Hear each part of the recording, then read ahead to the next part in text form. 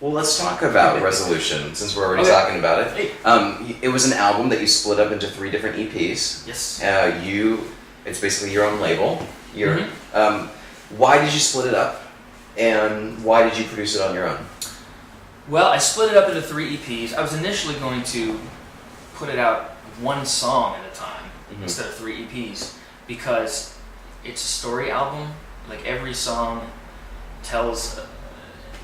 leads into the next song, and it's basically a story about me and 2 different girls and how we relate and react and the decisions we make with each other.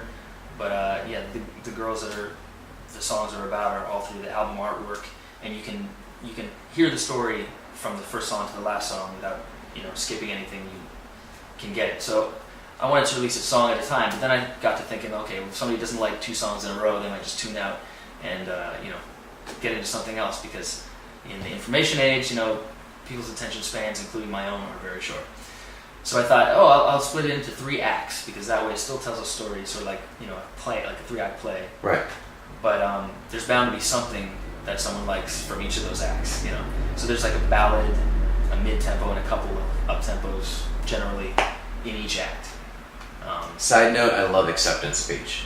Thanks, man. Love it. Thank you. Yeah, one of my favorites. Appreciate it. Yeah, we got a 32-piece orchestra to play on that song, and Why Can't You Say That You're Mine?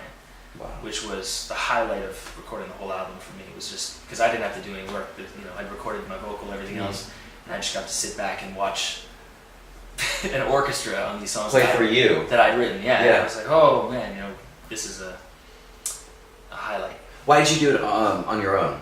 Why isn't there a major label behind it? Well, I'm not against major labels in any way, but I figure you only get to do it. You only get your debut album 1 time, and I wanted my first offering to be exactly what I wanted it to be. I'm kind of, I guess, creatively. What's the word? I'm a control freak, and I like collaborating with people, and I can take direction, but I just wanted this first effort to be all from me and honest and what I wanted to say, and I didn't want it to be diluted by a million other opinions that had to factor into it. So is there a song that you're really attached to that kind of stands out? They all represent different things for me. Acceptance Speech is one of my favorites as well. Like a lot of the ballads I feel like are what I gravitate towards, but I feel like there's a good mesh of faster stuff and some funk in there. And I'm very influenced by Michael Jackson, obviously, and Jamiroquai, and I wanted to have that in there as well. Let me ask you this. This is something that fascinates me. You had so many songs placed on Disney soundtracks or Disney albums, and then you do your own album, and it doesn't have that same Disney feel. Did you feel like you were trying, that you had to break free of the Disney title? I mean, yeah. High School Musical. Yeah. I mean, really, do you ever feel like you were molded into this Disney guy and you have to show a different side of yourself? I was never really molded because I've never starred in any Disney show or movie. You know what I mean? I've just been on the fringes of being attached, and they've been great to me, and I'm still working with them. I just recorded a song for the new show, Shake It Up. Right. With Adam Hicks. He's rapping on it, and I'm singing the hook. I still work with them. I love them, but that being said, I'm 28 years old. Right. I'm not going to be a Disney kid star, and I'm not looking to be. And I feel like at a certain point you have to say what you want to say, make a statement. And this album is definitely a departure. It's nothing like anything I've released under any Disney label. And again, not because I won't do that again, because I just like singing, I just like doing music. But as far as my own personal album, this is what I wanted to say, and this is how I wanted to put it out. So I've done it. Whether it does astronomical numbers or just my friends like it, it's not really. Well, I like it. Well, thank you very much. You should buy it. It's available on iTunes. I made one right sale. now. Yeah. Well, yeah, I bought all 3, so there you go. Let's talk about acting. You've starred in a few TV movies, and Glory Daze on TBS. Yeah, rip. Pour out some coffee for that one. What was Glory Daze, the experience like? We shot it over 2.5 months in Pasadena. And on TBS. On TBS. And I played Jason Wilson. I I was the uptight Republican kid who goes to school and learns that it's more about camaraderie and having fun than studying all the time. And I had the best time of my life. Did you feel like you made it? Like you're like, I'm on my own series? I did. Yeah. And I still do. I mean, everybody, Glory Daze just got canceled.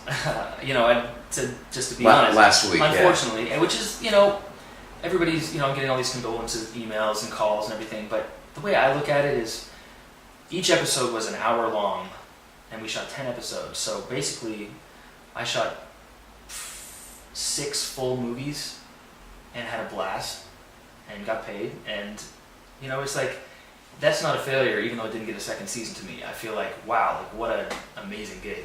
And now that I can say I've actually been a lead on a series, that's one thing I'd never done before, and I can now say, hey, done it. How did you find out that it was canceled? I got a call from my manager, okay. And then I saw it all over Twitter moments later. But yeah. Okay, where do you see your career going? You have the music, you have the acting, you start on Broadway. Like, ideally, if you were in control of, the next 6 months, what would you want to see happen? Oh, man. I'm putting you on the spot. Yeah, but every time I've tried to plan it out... Go big, go for it. Just like, what would you like to see? One of my favorite experiences was still another Cinderella story, because I was the lead actor in a film, and I also got to write, produce, and sing the majority of the soundtrack. So I got to do the music and the acting at the same time. So, I mean, that was a dream gig, and I'd love to do more films or television, and also work on the music for those. Do you want to write for any artists? Yeah, I really want to get into writing a lot more than I have been. Because I've mostly written for myself, but a lot of songs that I write are definitely for female singers or something. I've written a lot of things that there's no way I could ever release, but I still feel like they're great songs and they need to get to somebody. So that's something I need to look into this year. We should write, man. Oh, totally. I hear you're quite the writer yourself. We'll talk about it. Yeah, we'll do Runyon and we'll discuss. Yeah. No. Well, first of all, I just want to say thank you to all your fans. Yes, I want to say thank you to all my fans too. Drew has over 100,000 Twitter followers, and all of you sent amazing questions, and I hope I just gave you justice. And I want to say thank you to you. If you want more information on Drew Seeley, just look below. It's his website. Google him, go on iTunes, buy the EPs. They're fantastic, and I'm not just saying that because we're doing this interview. I really do like them. Thanks, man. They're great for cardio, too. Anyway, thanks for watching with Josh.com, and we'll see you later.